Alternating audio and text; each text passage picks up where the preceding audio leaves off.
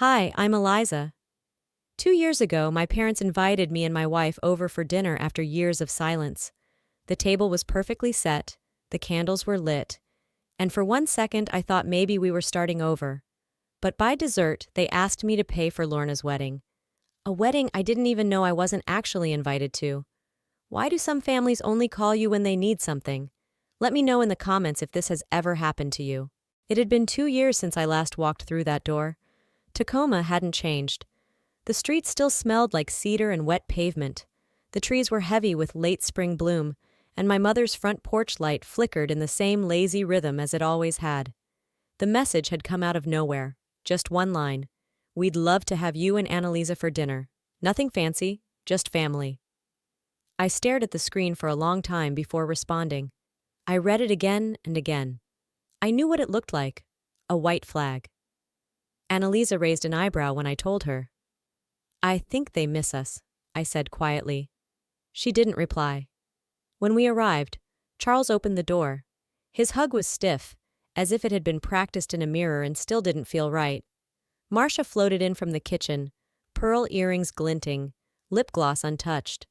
The table was already set, candles flickering, napkins folded, and wine breathing in decanters I hadn't seen since high school. Every dish on that table was something I used to beg her to cook. Lorna wasn't there. She's resting, my mother said, brushing it off with a wave, as if exhaustion from party planning was a noble reason to skip a family reconciliation. Dinner was pleasant, aggressively pleasant.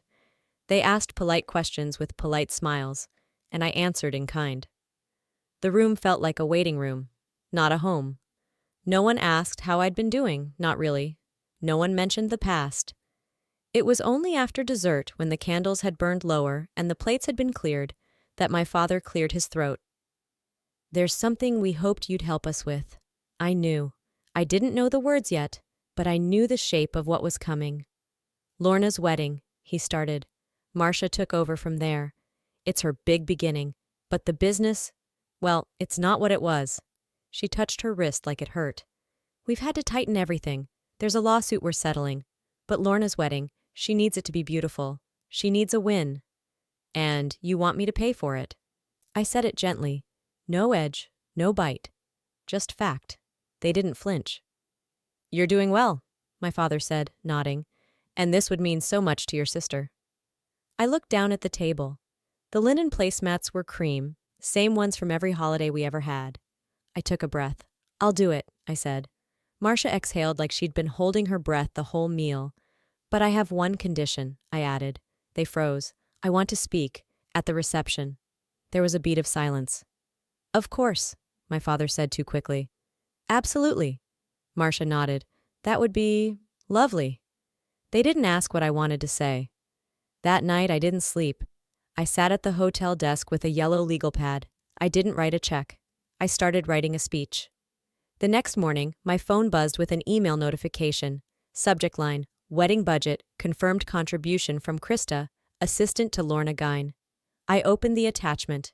It was a full invoice. My name listed under a single line. Payee, Eliza Guine. No greeting, no gratitude, no mention of the dinner, just numbers. I closed the laptop without responding. I wasn't a sister, I was a sponsor, but not for long. 3 years ago, I stood at the far end of a long dining table, clutching a photo frame I had made with scraps of lace and pressed leaves from my garden. It was my mother's birthday, and for once I wasn't late. The house was full of distant relatives and close friends, all gathered for what Marcia called a rebranding. She had hired a photographer, not for candids, but for curated shots she could later filter and frame. When they called for a family photo, I smiled and stepped in quickly, but I was guided, gently, toward the edge. Lorna stood at the center, glowing in cream silk.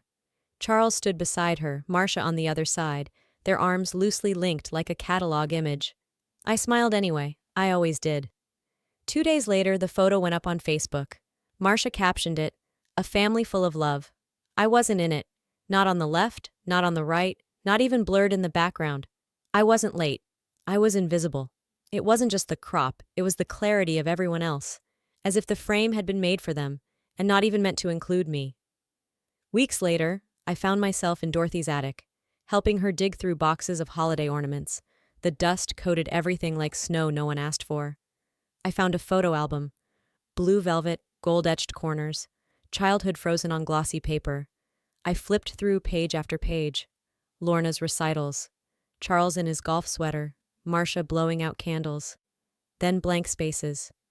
3, maybe 4 photos had been ripped out. The jagged edges told the story more than any caption could. There was one photo I remembered clearly, a summer trip to Lake Chelan. I had been wearing a red bandana, grinning with missing teeth, holding Lorna's hand as we stood knee-deep in the water. I turned to Dorothy, asking quietly, "Do you remember that trip?" She didn't answer. She just pulled a separate envelope from the box and handed it to me. Inside was the photo, unripped, uncropped, me in the center, Lorna beside me, Marcia in the back, arms crossed. Later, when I asked my mother why that photo had disappeared, she smiled softly. "Oh, that one was poorly lit. I tossed it." I started to notice more. My name missing from the RSVP list at a cousin's wedding, a group chat where I wasn't added, Christmas cards where my side of the couch was always accidentally left out. It wasn't loud, it was quiet, purposeful, like pruning, trimming until what's left is what you want others to see. I began making a list, not on paper, just in my head, missing invitations, forgotten birthdays, silent Thanksgivings. They weren't acts of hatred, they were something colder, strategic neglect. For the first time I said it out loud, whispering it to Annalisa one night. I was never part of the picture. She looked at me, didn't argue, didn't reassure, just took my hand and let the silence speak for itself. I didn't need to be in the picture to matter, but they needed me erased to keep theirs perfect. 4 years ago, I lit candles at a table that had been set for 6. Napkins folded into fans, place cards written in gold ink, and 3 bottles of wine I'd chosen specifically to pair with each course. It was the night before my wedding, the rehearsal dinner. The night people say you'll always remember, I remember, because no one came. Annalisa sat across from me in a dress she wore only because she knew I loved the color. We made small talk to fill the silence, sipping slowly, pretending not to notice the time ticking past. The waiter came over, twice, asking gently if we should hold the food a bit longer. I told him 5 more minutes, then 5 more. Eventually, we ate alone. My fork scraped too loud against the plate. The laughter in my throat turned into a quiet sort of cough. We didn't take pictures. There was no one to take them for us. The next morning, I woke up to a message from Marcia.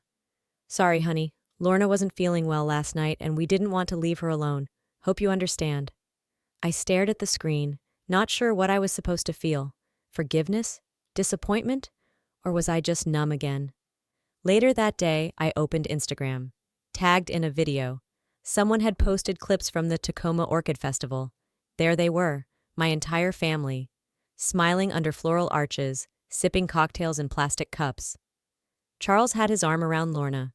Marcia was holding a cotton candy bouquet. The video ended with a group photo, captioned, "Family blooms brightest when rooted in love." I watched it with the sound off. The leftover wine from last night still sat on the counter, the glasses untouched, just like the seats. A week after the wedding, a package arrived at my door, a box wrapped in peach ribbon. The card read, "Proud of you, sorry again, love Mom." But when I opened it, the delivery slip said it had been redirected, originally sent to another address, one of Lorna's friends. I only recognized the name because she had posted it on her story with a caption, "Thanks, Marcia, unexpected and sweet." I didn't reply, didn't ask, didn't correct. That night, I opened my phone and found the photo we'd taken at the rehearsal, just me and Annalisa sitting at the end of a long, empty table. I looked at the 6 names I had carefully written in my notes app next to the seating chart. I pressed down on the first name, slid left, and hit delete. Then the second, and the third. Absence doesn't scream. It doesn't slam doors or throw punches. It whispers. And if you don't listen carefully, you start thinking it's normal. That's how it becomes permanent. It was a Thursday afternoon when Dorothy called. She always called on Thursdays, after her bridge game and before her second glass of wine. Her voice was light, almost breezy. "So, are you flying in or driving for Lorna's engagement party?" she asked. I froze. "What party?" There was a pause. Not the kind that comes from confusion, the kind that comes from regret, from catching yourself just one breath too late. "Oh," she said slowly. "Maybe it's just a small thing, close circle." I didn't respond. I couldn't. My stomach sank, then settled like a stone. We stayed on the line for another minute, maybe two, talking about nothing at all. I hung up before she could finish a sentence, and I stood there in the kitchen with the phone still in my hand long after the screen went dark. I told myself it was a misunderstanding, that I'd find a text I missed, a voicemail, a misrouted email, but nothing came. Nothing ever came. A few days later, I saw Lorna's face smiling back at me from the homepage of a lifestyle site I sometimes read. The Modern Bride. Lorna Guine's intimate engagement and her vision for redefining tradition. There she was. Hair in soft waves, makeup effortless, posing with a cup of herbal tea and a background of eucalyptus and linen. The article was full of buzzwords: authenticity, intention, gratitude. And then came the quote. "We're not very close. She's more like a distant cousin I admire." I read it twice. Then again, it felt like swallowing a shard of glass wrapped in sugar. The line went viral.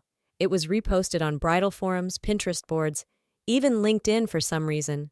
People gushed about how gracious she was, how kindly she acknowledged a distant family member without drama. I scrolled through the comments, hundreds of them. Such a poised response. She handled that so gracefully. I wish I had her tact. No one asked where the sister was. No one wondered why she was a cousin now. I whispered it aloud, just to see how it felt. "I'm still her sister." The words didn't sit right in my mouth, like they didn't belong to me anymore.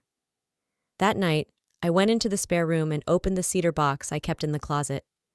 Inside were years of cards, birthday notes, thank you letters, one hand-drawn picture of us when she was 6 that read, "I love you, Eliza."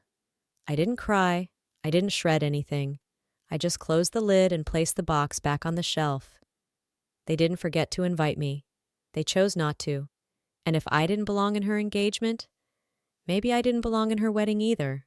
But they'd still need my money. It started with a message from a second cousin I hadn't spoken to in years. "Just saw you on the alumni campaign. So proud of you, Eliza." I blinked at the text. What campaign? I searched my university's website, then their alumni portal. And there it was, my face, smiling in a cap and gown from over a decade ago.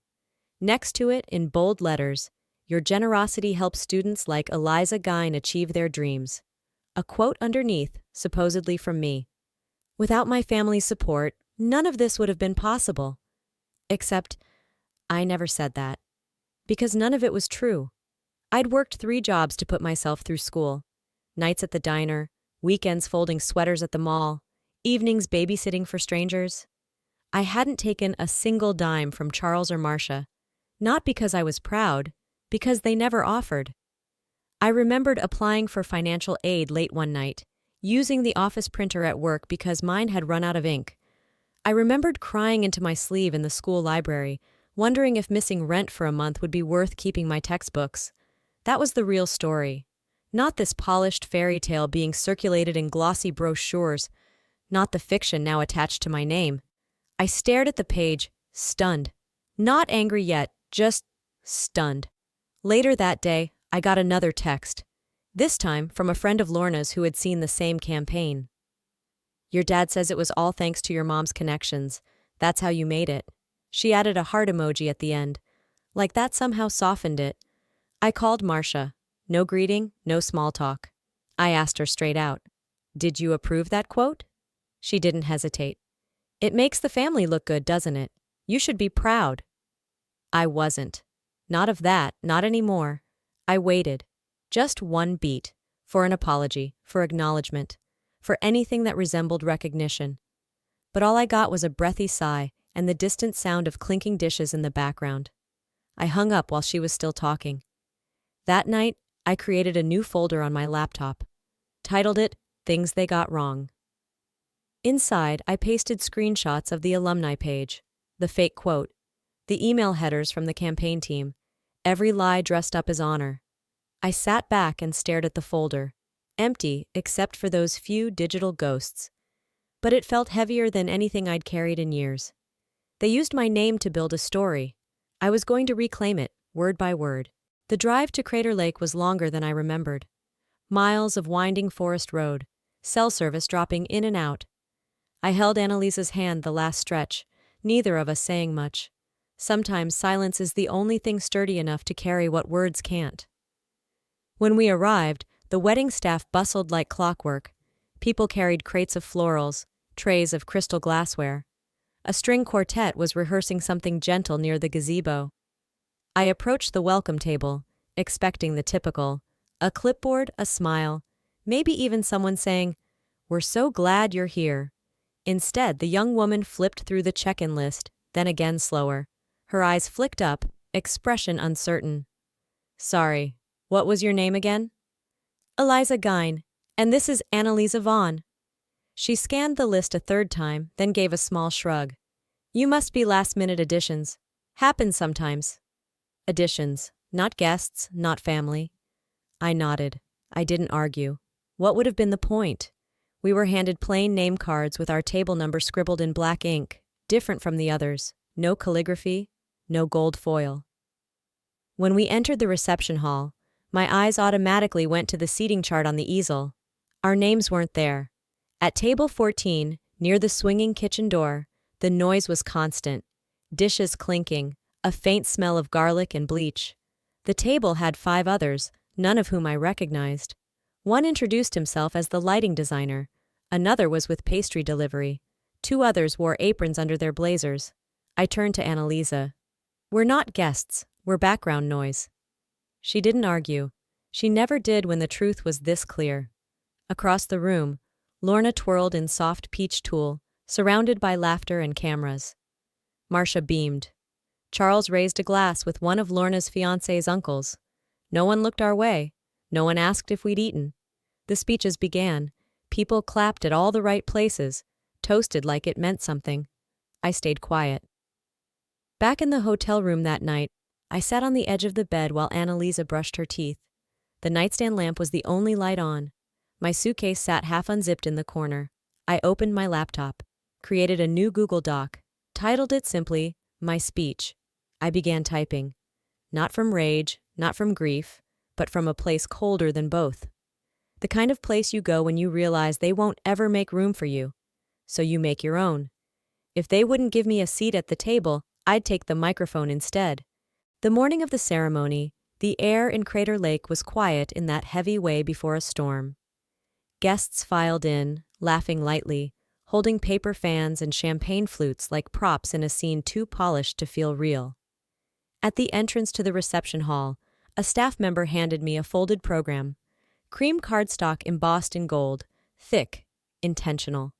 I opened it slowly, careful not to smudge the print. Under the heading "Special Thanks," my eyes found the line before I was ready for it. "This day is made possible by Charles and Marcia Gine." No asterisk, no footnote, no mention of the woman who paid for the venue, the catering, the string quartet that was now softly playing in the distance. I stood still, watching as guests around me opened their copies, nodding with polite smiles. A woman in a pink shawl turned to her friend and whispered, "Such a generous family." The paper felt hot in my hands. I folded it once, then again, slipping it into my purse without a word. I walked to the nearest bathroom and locked the stall. Sat down on the closed lid of the toilet and opened my phone. I scrolled through the wedding folder on my drive. Deposits, confirmations, the florist, the caterer, the rentals, each one paid for by me, my name in the memo lines, my card on file. I messaged Lorna. "Is this how we're doing this?" There was no reply. The silence felt louder than any lie. Cocktail hour blurred around me. I heard laughter, corks popping, the clink of glasses. I sat at my assigned table and stared at my hands until the lights dimmed and a projector screen lit up. A video montage of Lorna and her new husband played. Baby photos, graduation pictures, the proposal, clips of Lorna laughing, Lorna dancing, Lorna in slow motion with sunlight on her hair. Then came the final slide. "To the best parents in the world, thank you for giving us this dream." Applause erupted. Annalisa placed a hand on my thigh under the table. I didn't move. Behind me, someone murmured, "Their parents must have gone all out. So beautiful." I looked down at the dress I'd bought for the evening. Not designer, not flashy, just enough to blend in, never enough to stand out. A dress meant to respect the occasion, respect them. They didn't respect me. They rewrote the story and handed it out with hors d'oeuvres. I pulled out my phone and typed a single sentence to Annalisa. "I'm not asking anymore. I'm speaking." Then I stood and walked outside. The sky was overcast, heavy with clouds that hadn't decided if they wanted to cry or hold it in a little longer. I breathed in through my nose, out through my mouth. They built their version of the truth. Mine begins tonight. The music had softened into something low and jazzy by the time I stepped toward the bar. I wasn't looking for a drink. I just needed something cold to hold in my hand, something to keep me from curling my fingers into fists. Two women stood a few feet away, laughing over shared photos on a phone. One of them turned slightly, gesturing toward the head table. "Wait," she said mid-laugh. "I thought that was her cousin, not her sister." The other nodded without pause. "Yeah, Lorna said they're not close, barely grew up together." I didn't say anything, I just backed away, glass trembling slightly between my fingers. I remembered teaching Lorna how to braid her hair, looping strands over sun-warmed shoulders until she got it right. I remembered the time she fell off her bike and cried until I ran barefoot down the driveway to scoop her up. I remembered the sound she made when she called me Sissy for the first time. 5 words. That's all it took. I thought that was her cousin. They didn't rewrite the family tree. They burned it down and planted a new one. That night, after the last toast, after the last polite smile, Dorothy texted me, "You may want to see this." I opened the link, Lorna's wedding blog, Live. The title glowed against the dark mode of my phone, Building a Life, Not a Show. I scrolled. Photos from the engagement party, the rehearsal, lines about gratitude, about growth, about healing from things that didn't serve her anymore. Then came the section, "Once I had a sister. Maybe." It was a story crafted like silk, soft, smooth, and designed to cover every bruise without ever naming them. She talked about a complicated connection, about redefining family, about learning that blood doesn't always mean bond. My name didn't appear once, not even as a silhouette in the past. She hadn't just uninvited me, she had untied me. I stared at the screen until the words blurred, and then I closed the browser. Not out of pain, out of clarity. I opened my laptop, found the document titled Speech, changed the title to Speech Final, scrolled to the last line, deleted the old ending, "I'm proud of my sister," typed a new one. "Once I had a sister. She just didn't choose to have me." I saved the document, closed the lid. Tomorrow I wouldn't be erased. Not anymore. The air inside the reception hall felt still in a strange way, as if the room itself knew something was about to shift. Outside, the sky threatened rain but held back. String lights glowed like a constellation no one believed in anymore. I sat quietly at the edge of the room, hands folded on my lap, watching Lorna glide through the crowd like a perfect headline. Laughter echoed in bursts, but none of it reached me. Then the MC stepped up to the mic and smiled. And now, a few words from someone very special? Lorna's older sister Eliza. For a second I thought maybe I'd misheard, but everyone turned. I stood. Not fast, not slow, just deliberate. I walked to the front, heels silent on the polished wood. The room quieted like someone had dimmed the entire evening. I looked out over the sea of faces. Not friends, not family, just witnesses. I began with what they expected. "I want to thank you all for being here. The setting is beautiful. The food, I hear, was wonderful." A few soft chuckles. "But this isn't the first wedding I've paid for in this family," I said, voice even. "It's just the first one I wasn't invited to properly." Silence. A fork dropped somewhere near the back. I continued. "I've watched this family crop me out of photos, forget my name on lists, seat me beside the caterers while I funded the centerpieces." I let the silence settle. They used my name to raise money, wrote stories where I was the successful daughter, only to introduce me in public as a cousin. They took my history, bent it, erased it, and handed it back like a gift. I looked at my parents. Charles's face had hardened, Marcia was blinking too much. Her hands knotted together.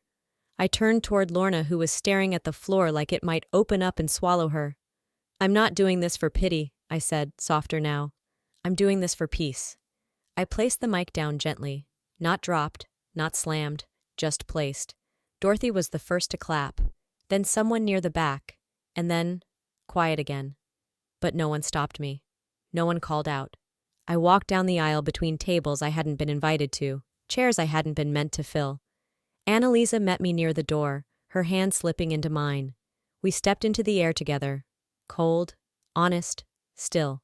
I looked up at the sky, and for the first time in days, I exhaled fully.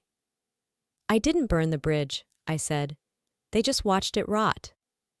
And when they called for the next toast, there was no one left at the head table to raise a glass. Maybe the cruelest part of being forgotten isn't the silence itself. It's how familiar it starts to feel. I learned something through this story, through every missed invitation, every seat I was never meant to fill, and every thank you I never received. Sometimes the most radical act of love is choosing yourself when others won't. Speaking, when you were only ever asked to stay quiet. If you've ever felt like the outsider in your own family, know this. Your story still matters. You don't have to be in their version to write your own. And maybe, just maybe, someone else needed to see that truth too. So what about you? Have you ever been erased by the people who should have seen you first? Drop a 1 in the comments if this hit close to home, or let me know where you're watching from. If it didn't resonate, that's okay too. Share why. I read every comment. And if you want more stories like this, raw, real, and written from the edge of the heart, hit subscribe. Your story is just getting started. See you in the next chapter.